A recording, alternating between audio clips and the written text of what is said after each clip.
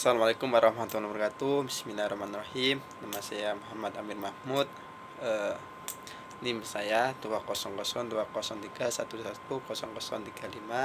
Saya berasal dari kelas Hukum Tata Negara AL. Mengenai hafalan ulumul hadis UTS. Pertama, hadis menurut kuantitas itu dibagi ada dua. Yang pertama itu mutawatir, yang kedua itu ahad. Mutawatir ialah hadis yang bersambung. Menurut bahasa itu berturut-turut. Menurut istilah ialah hadis yang bersambung sanadnya oleh sekumpulan perawi dan dobitnya itu sempurna. Hadis mutawatir sendiri itu dibagi menjadi dua, yakni ada mutawatir li makna, ada syarat-syaratnya. Mutawatir yang pertama diriwayatkan oleh seorang perawi, 9 perawi. Yang kedua itu diriwayatkan oleh 9 perawi, yang mana 9 perawi tersebut itu sudah sudah sampai kepada kedobitan, dikatakan kedobitan. Yang ketiga itu riwayat mereka itu langsung dari Nabi, seperti contohnya saya mendengar dan saya melihat. Hadis mutawatir sendiri itu dibagi menjadi dua, mutawatir secara lafaz dan maknawi. Secara lafaz ialah berdasarkan lafaz dan makna. Secara maknawi ialah yang berdasarkan kepada makna saja, meskipun lafaznya itu berbeda. Yang kedua, secara kuantitas itu hadis ahad. Ahad menurut bahasa itu satu atau satuan. Menurut istilah hadis yang diriwayatkan oleh seorang, perorangan, 2 orang ataupun lebih, akan tetapi belum sampai kepada tingkatan hadis mutawatir. Hadis ahad sendiri itu dibagi menjadi dua, masyhur dan ghairu masyhur. Yang pertama, masyhur. Masyhur sendiri itu menurut bahasa yakni tersebar atau terkenal. Menurut istilah, hadis yang diriwayatkan oleh seorang perawi, yang mana seorang perawi itu sudah sampai kepada tingkatan sahabat, akan tetapi belum sampai kepada mutawatir, baru mulai atau menjadi mutawatir sesudah sahabat dan setelahnya. Hadis masyhur sendiri itu dibagi menjadi dua,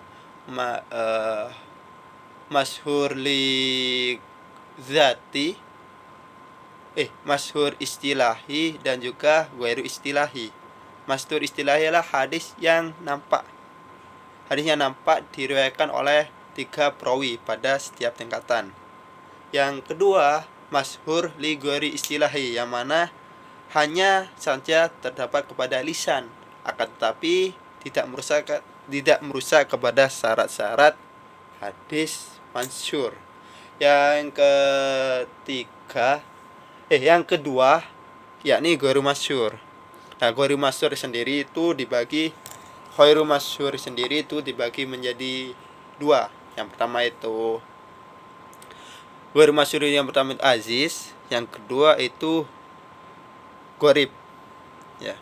Yang aziz menurut bahasa artinya itu sedikit.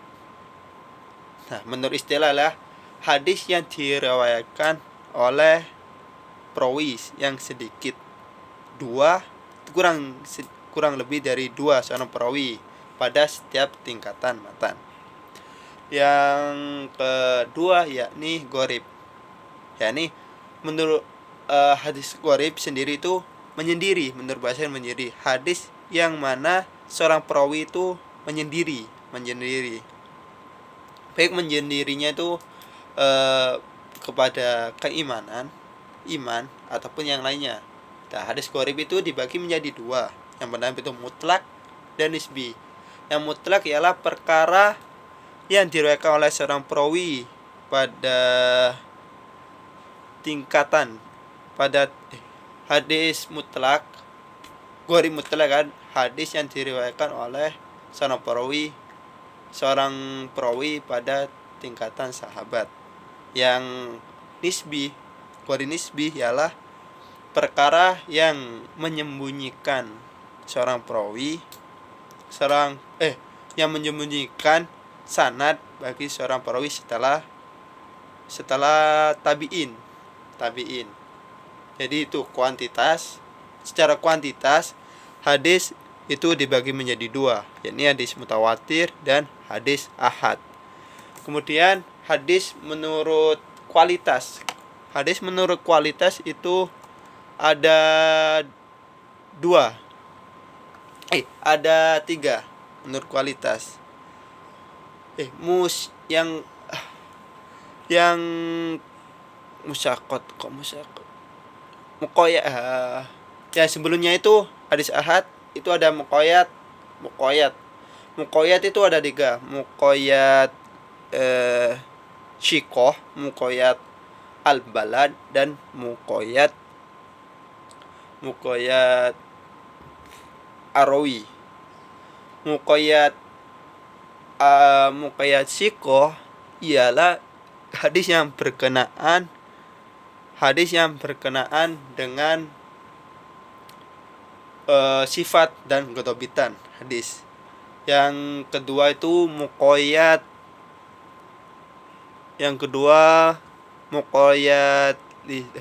siko dan mukoyat al-balad, yakni hadis yang berkenaan dengan tempatnya rawi. Yang terakhir yakni mukoyat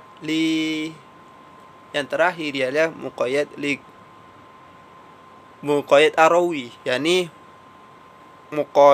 hadis yang berkenaan dengan riwayat seorang perawi tertentu. Yang selanjutnya itu berdasarkan kualitas. Secara kualitas hadis sendiri itu ada dibagi menjadi tiga. Yang pertama itu hadis sahih, yang kedua hadis hasan, yang tiga itu hadis dhaif. Hadis sahih ialah hadis yang mana riwayatnya itu bersambung, mutawatir dari awal sampai akhir, dan kedobitannya itu sempurna. Nah, hadis sahih sendiri itu ada beberapa syarat. Yang pertama ada tiga syarat. Yang pertama itu sanadnya itu bersambung, mutawatir. Yang kedua itu dobit. Yang ketiga itu para perawinya itu adil. Nah, hadis sahih sendiri itu dibagi menjadi dua, sahih li dzati dan li ghairi li dzati. Li dzati adalah hadis yang bersambung, yang mana dibawakan oleh seorang perawi yang adil, hafalannya itu kuat, dan juga tidak suyuz. Suyuz sendiri itu artinya keganjalan tanpa adanya kecacatan.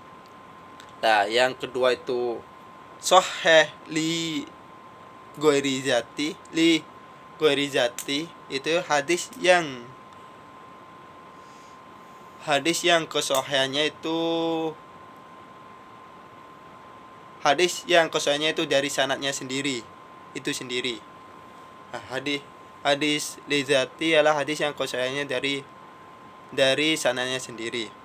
Nah, yang kedua itu yang pertama hadis sahih, yang kedua itu hadis hasan, yang ketiga itu hadis dhaif. Hadis hasan ialah hadis yang sanadnya itu bersambung dari permulaan sampai akhir, akan tetapi kedobitannya itu masih kurang. Hadis hasan itu dibagi menjadi dua, li dzati dan li ghairihi. Li dzati itu hadis yang memenuhi kriteria hadis hasan, dan li ghairihi hadis yang mana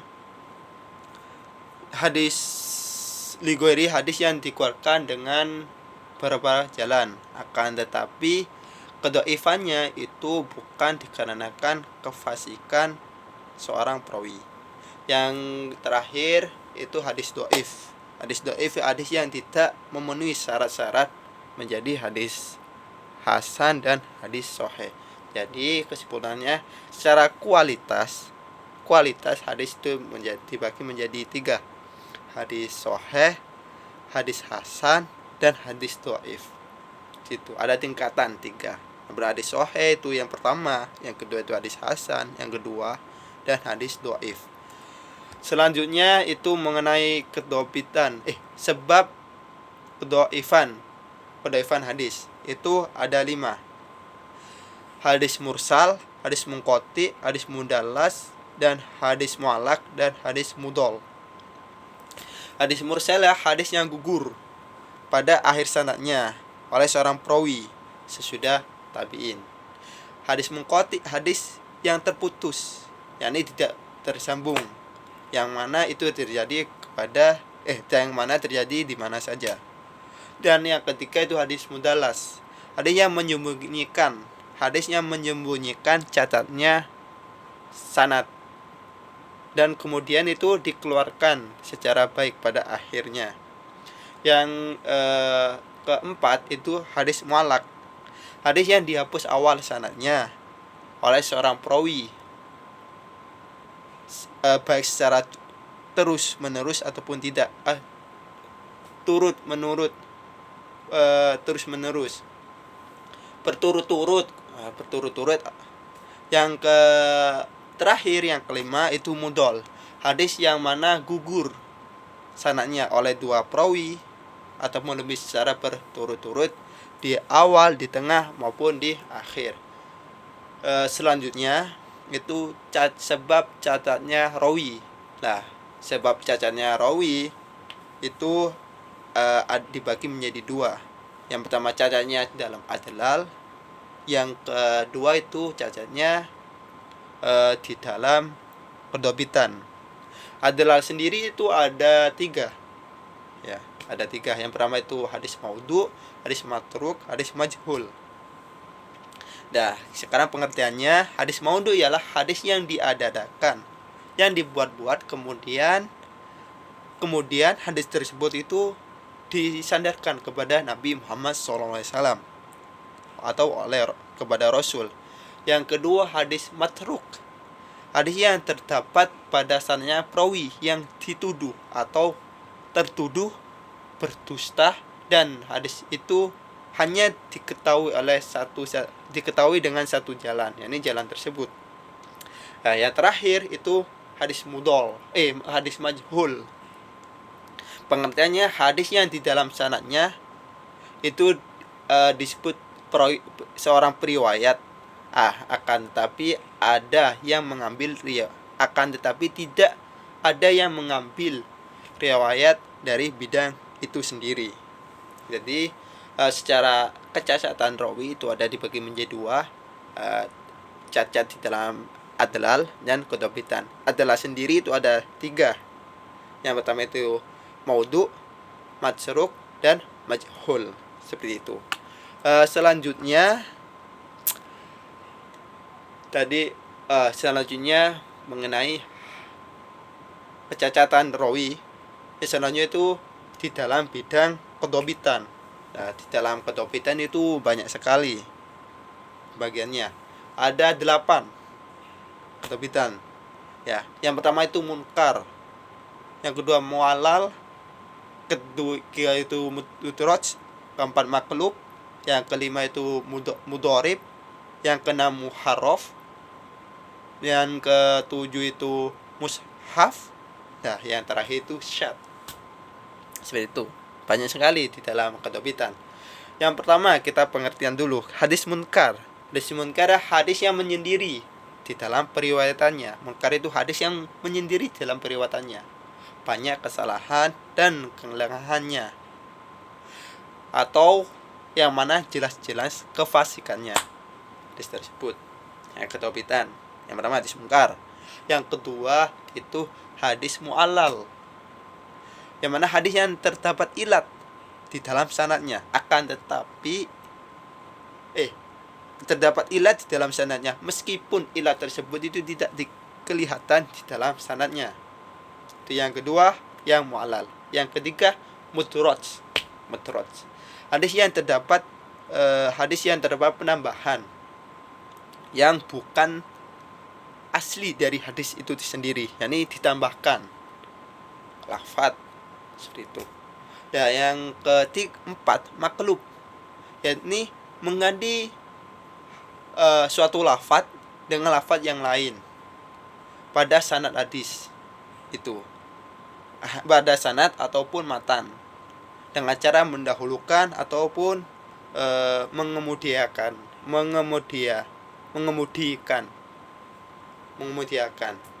ya. Maklub itu mengganti lafadz dengan lafadz yang lain, itu di dalam matan ataupun sanad, yang mana itu yang mana mendahulukan ataupun mengemudikan. Nah, yang kelima muttorib. Kelima itu muttorib, hadis yang diriwayatkan dalam bentuk yang berbeda. Hadis yang diriwayatkan dalam berbentuk beda dan saling bertentangan dengan hadis yang lain, Yani hadis yang di dalam periwayatannya itu berbeda dan juga bertentangan dengan hadis yang lain, akan tetapi sulit untuk didapatkan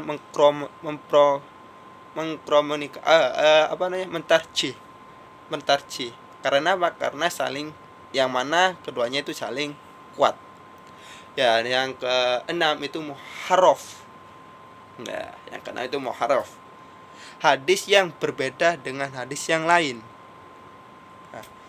Muharraf ini hadis yang berbeda dengan hadis yang lain, karena pada lafaznya itu perbedaan di dalam titik ataupun tempat ataupun baris suatu kata, namun tulisannya itu sama.